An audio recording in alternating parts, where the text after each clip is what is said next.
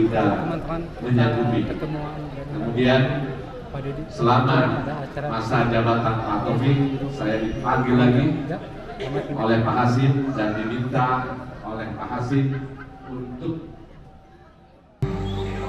Bismillahirrahmanirrahim. Assalamualaikum warahmatullahi wabarakatuh. Waalaikumsalam warahmatullahi wabarakatuh. Rampes. Yang saya hormati, saya muliakan, dan saya banggakan orang tua kita semua, Ketua DPD Partai Gerindra Provinsi Jawa Barat, yang sekarang mendapat gelar baru Ketua AI dan ibunya Indung AI. Ketua AI itu memiliki beberapa kelebihan. Yang pertama, sifatnya bijak, mengayomi, melindungi. Yang kedua, kelebihan yang tidak dimiliki oleh siapapun, memiliki biaya yang cukup sehingga bisa dipinjemi. Tepuk tangan. Karena politik tidak hanya cukup popularitas, elektabilitas. Kalau tidak punya isi tas, saksi periksa lumayan. Tepuk tangan buat Pak Haji dan Bu Hajinya yang mengorbankan waktu, tenaga, dan pikiran untuk kebesaran Partai Gerindra di Provinsi Jawa Barat. Pak Doni pasti bisa memilah 86% bukan survei abal-abal. Daripada ikut yang sedikit, yang 13% ya ikut sama 86. Biar nanti saya gubernurnya tidak merasa malu ketemu dengan saya. Gerindra jangan hanya dipinjam partainya, tetapi harus berkomitmen dengan keluarga besar partai. Setuju tidak? Setuju tidak? Karena nanti 5 tahun ke depan Partai Gerindra yang akan menang di Sumedang. Apa yang mesti kita lakukan? Kalau Pak Prabowo mengusung nilai-nilai spirit nasionalisme sebagai spirit kebangsaan dan perjuangan Partai Gerindra, kalau tadi Ketua AI mengatakan Kang Deddy surveinya sekian, hari ini surveinya 75,7%, survei tertinggi di antara calon gubernur di seluruh Indonesia. Tapi saya katakan, Pak Ketua, saya tidak ada arti survei itu, dan saya tidak akan pernah mendapat kesempatan menjadi calon gubernur, tidak akan mendapat raihan dukungan yang luar biasa dari seluruh rakyat Jawa Barat, dan insya Allah sampai 27 November kalau saya tidak bersama Bapak Prabowo Subianto. Dan Allah lagi mengantarkan saya dulu bertapa di tempat lain. Pada akhirnya, tanpa diduga dan tanpa direncanakan, saya diminta untuk bertemu pada hari Rabu hampir 2 tahun yang lalu untuk membicarakan masa depan Jawa Barat dan masa depan Indonesia. Dari situlah rangkaian keberpihakan dan Purwakarta di tempat saya memimpin jadi bupati, Pak Prabowo selalu meraih 80% raihannya. Dari mana kita memulai Jawa Barat pembangunan ini? Saya mengusung ideologi kesundaan sebagai ideologi politik saya, karena saya adalah politik yang tinggal di Jawa Barat. Saya tidak mungkin mengusung ideologi lain. Kenapa? Karena kalau ingin membangun sebuah wilayah, maka wilayah itu harus didekatkan pada identitas diri. Karena negeri ini adalah negeri kesatuan. Karena negeri ini negeri kesatuan dibangun dalam Sumpah Pemuda.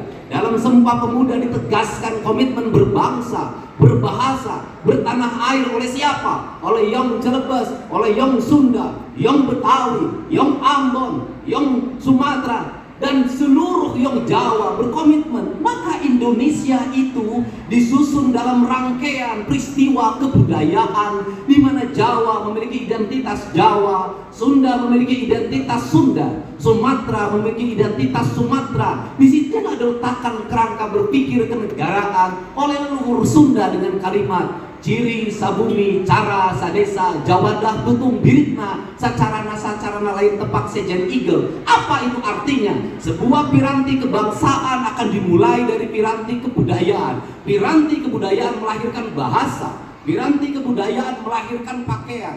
Piranti kebudayaan melahirkan pakaian. Hiji tahu dua dalam identity.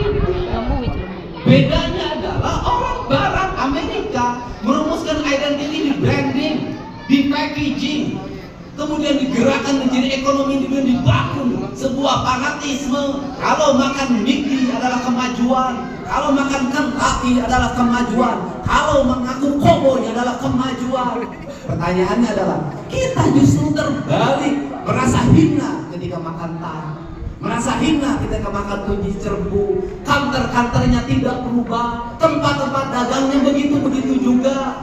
Kemudian ruang pembakarannya gitu-gitu juga, karena negara tidak mengintervensi, negara tidak menghadirkan konsultan. Tahun 8 tahun yang lalu Purwakarta tidak memiliki identitas apapun. Saya mencoba menghadirkan sate Marangi sebagai identity. Saya jujur aja, saya panggil konsultan yang mendampingi Indomie, yang buat Indomie selera aku namanya Mas Subiakto. 4,5 miliar saya bayar pakai dana pribadi. Untuk apa? Membranding sate Marangi agar Purwakarta waktu itu punya identitas. Jadi kalau waktu itu di Purwakarta dibikin julang apa, dibikin gapulan Indung Rahayu, dibuat patung Menong yang kemarin dimusrik-musrikan, itu sesungguhnya saya ingin membangun branding. Inilah kader daerah kami, inilah identitas kami. Ini penting. Kalau ditanya, pertama saya jadi bupati, kemana saya berburu? Saya datang ke alun-alun Sunda. Saya belajar tentang sejarah. Saya tahu tentang Sunda, pusar budaya Sunda. Kenapa? Karena kerajaan terakhir yang masih dari seorang panglima, dari seorang senopati Jaya Perkasa, dia tinggalkan kehancuran Pakuan Pajajaran, dia bangun di sini. Dan saya memiliki keyakinan bahwa Jawa Barat akan mengalami hidup subur makmur, gemah ripah repeh rapi dengan cara saya. Identitas itu menghadapi banyak serangan, terutama dibenturkan dengan persoalan agama.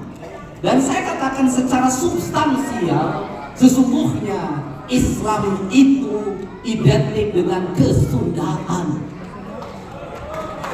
Rawayan Jati atau manusia sejati dalam perspektif Sunda adalah manusia sempurna yang memiliki sifat cager, bager, benar, pintar, sinar. Dalam perspektif kenabian, sidik, patona, amanah. Amanah. Betul. Atau sidik, amanah, tabir.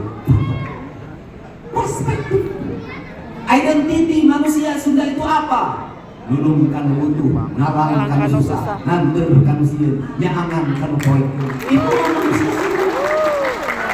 Jadi manusia Siliwang itu manusia apa? Silih asa, silih asu, silih asih, silih pikanyaan, itulah papat kalimat tunggal. Dan itu bukan ideologi politik dadakan yang muncul 5 tahun sekali sebagai tren kesudahan, bukan. Tapi itu perilaku hidup. Maka kalau orang beragama, kalau orang bersilih asa, bersilih asih, kalau orang bertauhid pada Allah Subhanahu wa Ta'ala yang dalam hatinya la ilaha illallah, maka politiknya tidak boleh ada kedengkian di hatinya. Betul. Maka politiknya tidak boleh kotor. Maka politiknya tidak boleh hasud. Maka politiknya harus politik bersih, politik yang la ilaha illallah. Agar apa? Agar Islam dipahami sebagai rahmat. Sunda menunjuk arah kesundaan. Orang takut terhadap apa? Elektoral. Takut tidak dipilih, takut terdegradasi, takut. Dan saya hanya ingin menyampaikan pesan pada siapapun, jangan pernah malu, merasa, mengembangkan, masuk dalam cara berpikir Sunda. Kenapa? Karena kita minum airnya, air di tanah Sunda. Karena kita kakinya berpijak di tanah Sunda. Karena kita menghirup udara Sunda. Dalam perspektif kepemimpinan Sunda adalah manusia yang sudah rawayan jati, taluhur sirungan, tahandap akal.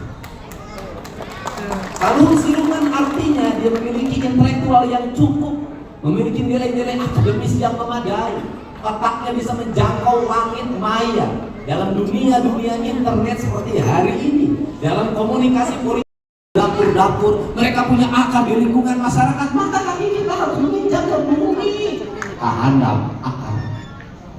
Dan saya mencoba menghadirkan politik itu dalam setiap hari, bukan politik yang pencitraan, tiba-tiba saya jadi joget, bukan.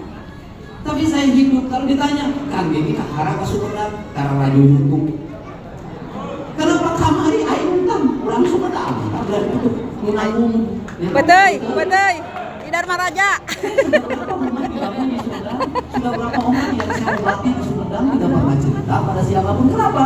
Karena itulah prinsip Siliwangi. Dia datang, dia hadir pada tengah-tengah masyarakat yang mengalami kesusahan. 7 tahun yang lalu pada saat ada bayi kembar, badannya menyatu, kemudian dioperasi di Hasan Sadikin dengan biaya 600 juta rupiah, dan itu orang Sumedang. Boleh saya cerita? Nah, presiden ini yang harus dilakukan oleh kita. Kenapa? Kebaikan kita bukan untuk elektoral, kebaikan kita bukan untuk dipilih, Pak.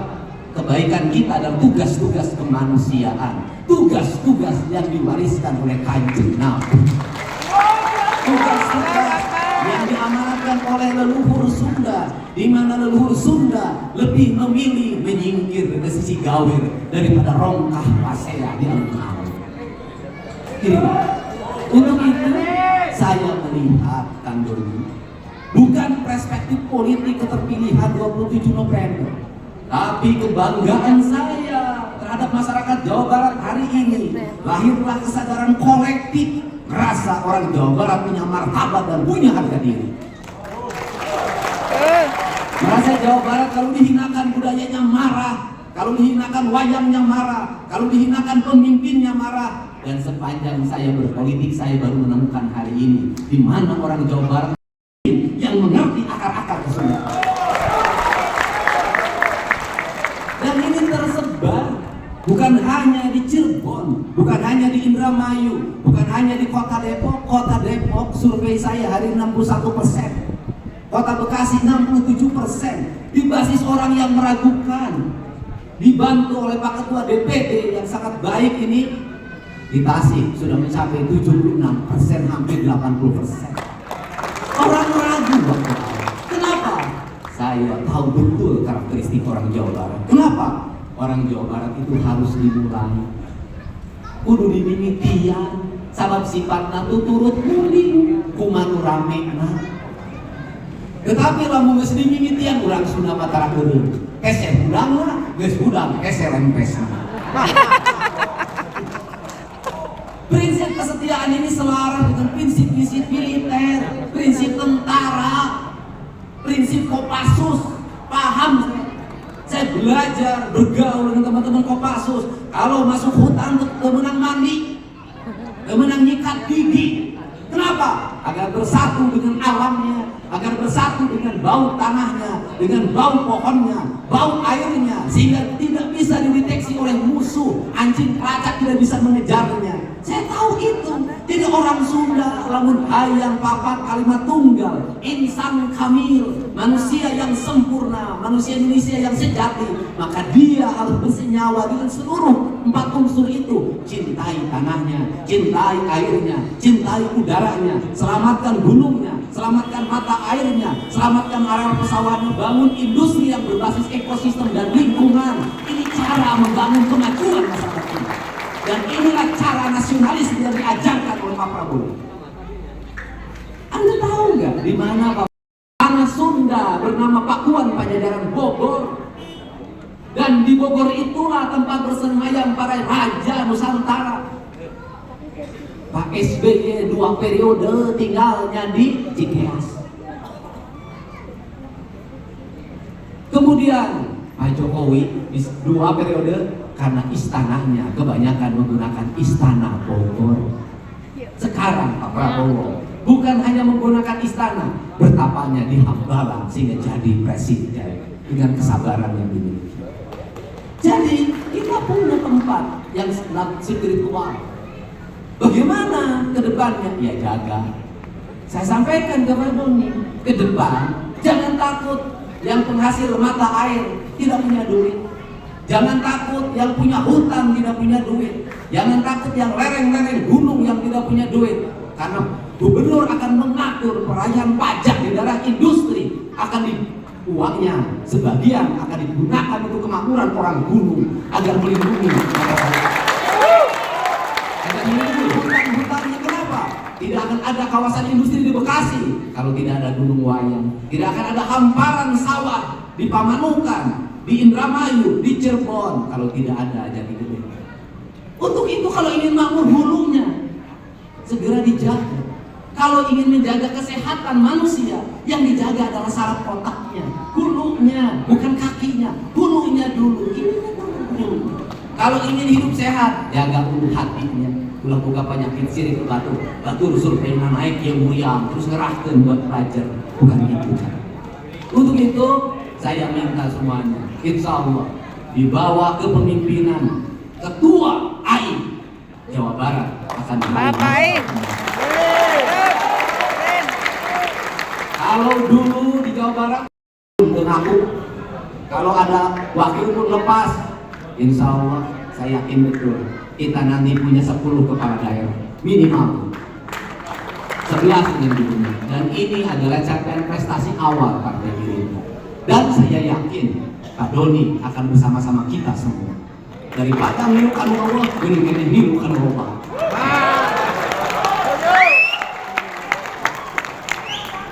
Satu juta. Inilah komitmen kita. Jadi saya bersama orang tua saya sendiri, insya Allah akan menjaga kebesaran Partai Gerindra. Dan saya akan menjaga marwah masyarakat Jawa Barat. Saya tidak mau lagi ke depan masyarakat Jawa Barat ada yang dipenjara tanpa salah seperti kasus di Cirebon. Kasus Pina. Di setiap kecamatan saya akan simpan para pengacara dan saya buka kantor-kantor pengacara gratis untuk ulama. Di setiap desa nanti ada ambulan-ambulan yang didampingi oleh sopir yang sudah dibayar. Ada perawatnya, ada rumah sakit yang berkelas dan berintegritas. Tadi pagi saya sudah rumuskan sebuah kebijakan baru. Ke depan harus ada 10.000 engineer baru yang lahir dari ITB, dari UI, dari Unpad, dari berbagai perguruan tinggi. Dan rencana saya adalah anak-anak pandai di Jawa Barat akan dibiayai oleh provinsi. Kemudian dia tinggal di mes tentara. Paginya dia kuliah, sorenya dia pulang ke mes tentara. Untuk apa? Dia memiliki otak yang cerdas, tetapi memiliki perilaku yang nasionalisme seperti Pak Prabowo. Jawa Barat butuh langkah yang nyata, butuh belajar yang tepat, sehingga di tangan saya tidak ada kompromi terhadap penyimpangan anggaran. Di tangan anggaran dari rakyat harus kembali pada rakyat untuk kemakmuran rakyat. Inilah dan selanjutnya saya ingin jadi gubernur di Jawa Barat, bukan hanya gubernur yang tinggal di kota Bandung, sehingga berkantornya 1 minggu di Gedung Sate, 1 minggu di kantor gubernur wilayah Cirebon ex-presidenan, 1 minggu kantor gubernur wilayah Purwakarta ex-presidenan, 1 minggu kantor gubernur wilayah Bogor ex-presidenan, 1 minggu kantor gubernur wilayah Garut ex-presidenan.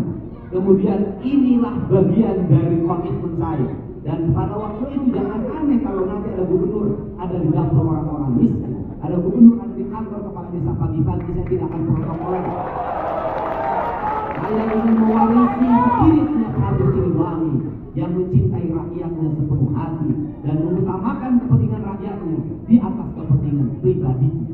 Apalagi saya tidak ada beban dalam hidup saya, sebab pamajikan itu boga. Wow.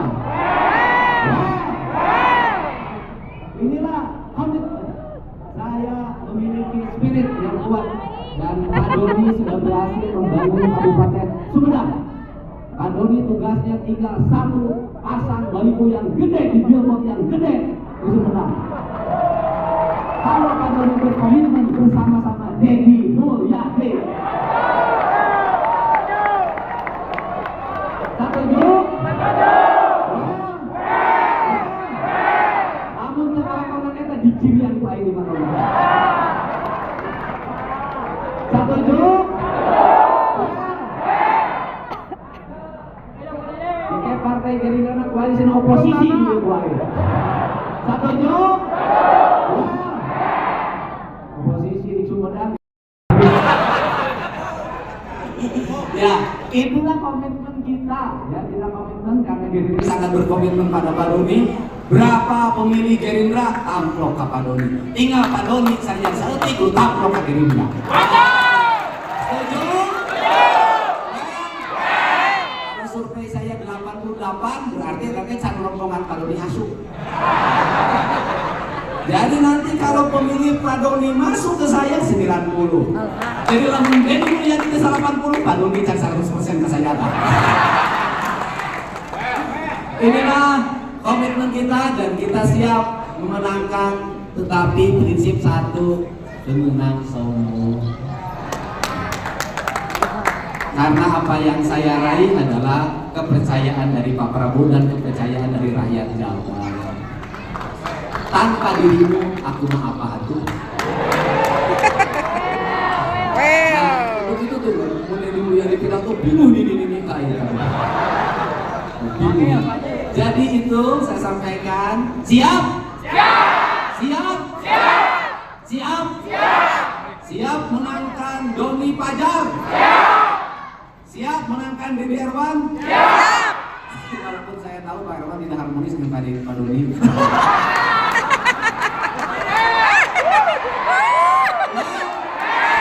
Tapi kan harus atau rombongan Pak Umum milih iya, rombongan Pak Doni milih iya kan harus.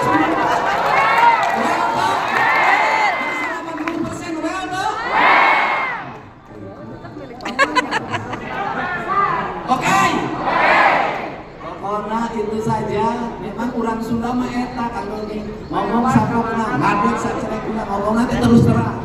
Nanti kayak kuring kawakilan pisan ibu kolot dia ngomong geletak-geletuk resep kan. Lamun can tarik harus kabin, jadi mah belum ditarik di bapaknya. Kita doakan Bapak Haji Amir dan istrinya semakin maju usahanya. Dan sebagai orang Jawa Barat, saya sangat bangga orang Jawa Barat punya pengusaha yang sukses di bidang transportasi. Kalau Pak Haji Amir mah bisnis sukses, keluarga sukses, politik sukses, kurang mah sukses sama politik unggul. Can sukses dengan diindungin budak. Assalamualaikum warahmatullahi wabarakatuh. Sampurasun. Gerindra. Gerindra. Gerindra. Doni Pajar. Doni Pajar. Doni Pajar. Kalau saya bilang Prabowo 2 periode jangan ngomong presiden lagi, Gus presiden ayo mah. Prabowo. Prabowo. Prabowo. Prabowo. Jawa Barat. Jawa Barat. Jawa Barat. Jawa Barat. Denny Erwan. Denny Erwan. Denny Erwan. Denny Erwan. Jampe-jampe harupat, gerak gedung, gerak 4, gerak pilih nomor 4.